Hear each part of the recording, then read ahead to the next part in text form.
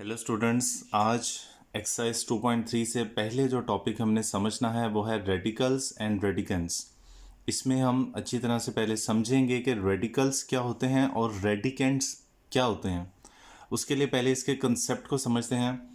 Students, आपने इस तरह से अंडर रूट वाले वैल्यूज़ देखी होंगी जिसमें स्क्वायर रूट या अंडर रूट के अंदर एक वैल्यू लिखी होती है और बाहर एक छोटा सा नंबर लिखा होता है। ठीक है।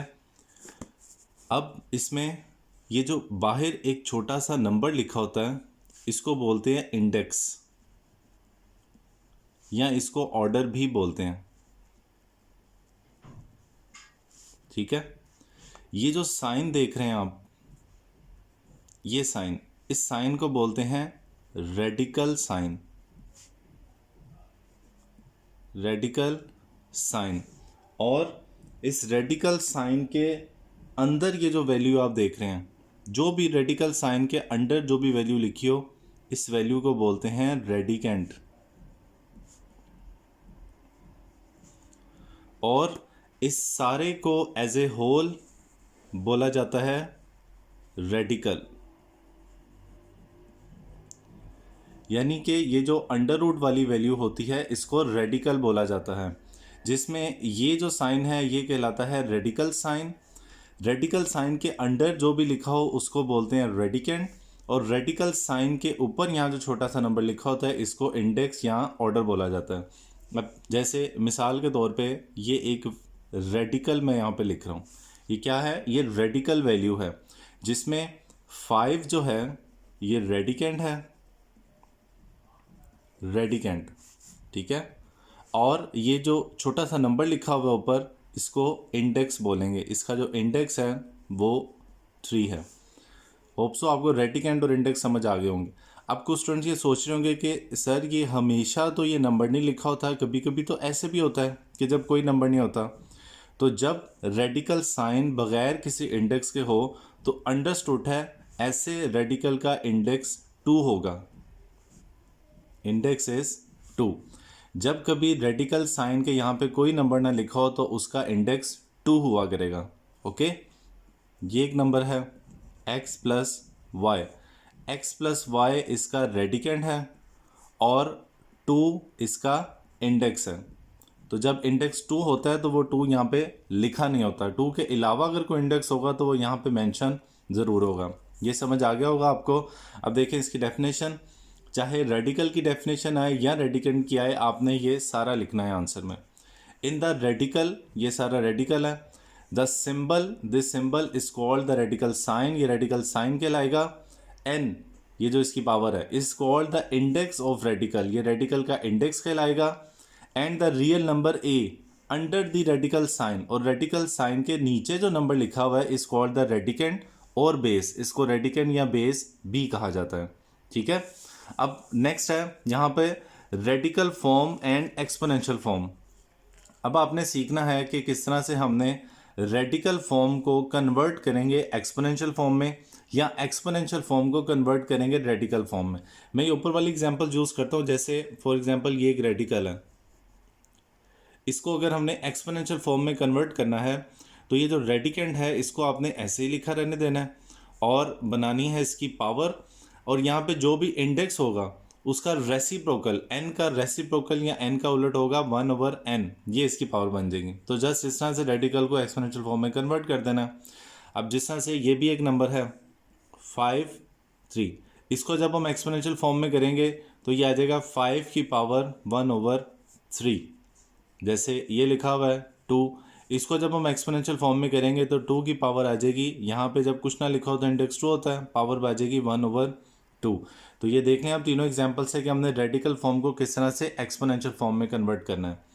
इसी तरह अगर हमारे पास कोई एक्सपोनेंशियल नंबर हो जैसे 3 की पावर 1/9, तो 1/9 ये 1 समथिंग होना चाहिए। न्यूमिनेटर में इसके हमेशा 1 होना चाहिए पावर में।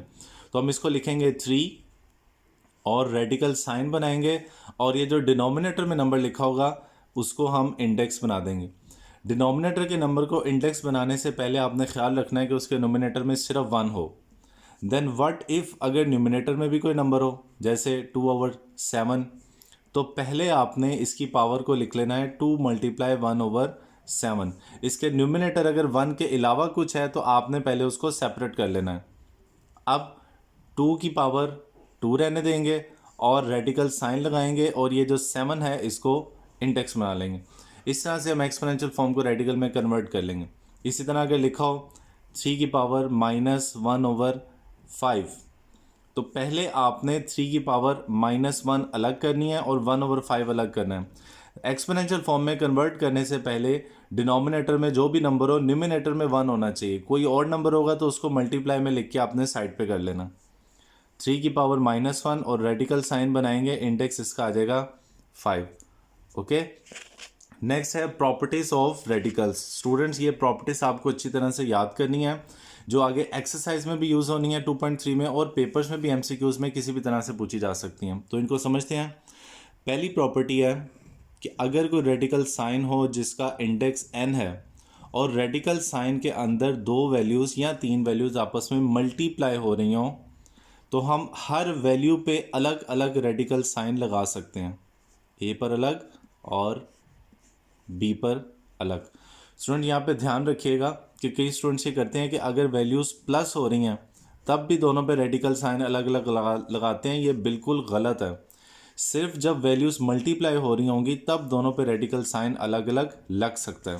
ओके, सेकंड है कि इसी तरह अगर 2 वैल्यूज़ डिवाइड हो रही हैं और उस सारे पे रेडिकल साइन है तो दोनों वैल्यूज़ पे अलग अलग रेडिकल साइन लग सकता है, न्यूमिनेटर पे अलग और डिनोमिनेटर पे अलग।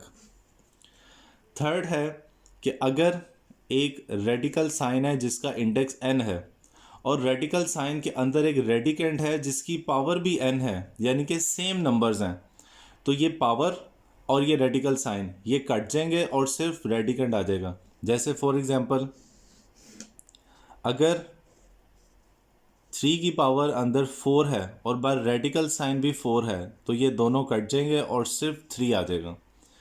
इसी तरह ये रेडिकल साइन है, कोई नंबर नहीं है, कोई नंबर ना होने का मतलब है कि इसका इंडेक्स 2 है और अंदर 2 की पावर 2 है, तो ये पावर 2 रेडिकल साइन के साथ कट जाएगी और 2 आ जाएगा। ये प्रॉपर्टी सबसे ज़्यादा एक्सरसाइज में यूज़ हुआ करेगी। रेडिकेंड के अंदर की पावर और रेडिकल साइन का इंडेक्स ये सेम होंगे तब कटा करेंगे और सिर्फ रेडिकल आएगा। फोर्थ है कि अगर एक रेडिकल साइन है जिसका इंडेक्स है m और उसके अंदर एक और रेडिकल साइन है जिसका इंडेक्स है n, तो हम 2 रेडिकल साइन की बजाय एक ही रेडिकल साइन लगाएंगे और दोनों इंडेक्सेस को मल्टीप्लाई कर लेंगे m n। जैसे फॉर एग्जांपल अगर बाहर इंडेक्स है 5 और उसके अंदर एक और इंडेक्स है 3, तो हम एक ही रेडिकल साइन लगाएंगे और 5 3 15 कर लेंगे। ओके, और इसका जो फिफ्थ है रेडिकल की पावर है n और a की पावर है m, अंदर जो रेडिकेंड है उसकी पावर n है, तो इस पावर को हम ब्रैकेट के बाहर भी लिख सकते हैं, यानी कि होल की पावर m बना सकते हैं, इससे कोई फ़र्क नहीं पड़ता। तो स्टूडेंट्स ये 5 प्रॉपर्टीज़ हैं जिनकी एप्लीकेशन आप अभी एक्सरसाइज में देखेंगे, लेकिन एक्सरसाइज के लिहाज से जो एक्सरसाइज में प्रॉपर्टी यूज़ होनी है वो ये 3 हैं। आप इनको अच्छी तरह से ज़हन नशीन कर लें, इनकी एप्लीकेशन इन तीनों की आगे आएगी। बाकी 2 को MCQs के लिए आपने जहन में रखना है। Okay students.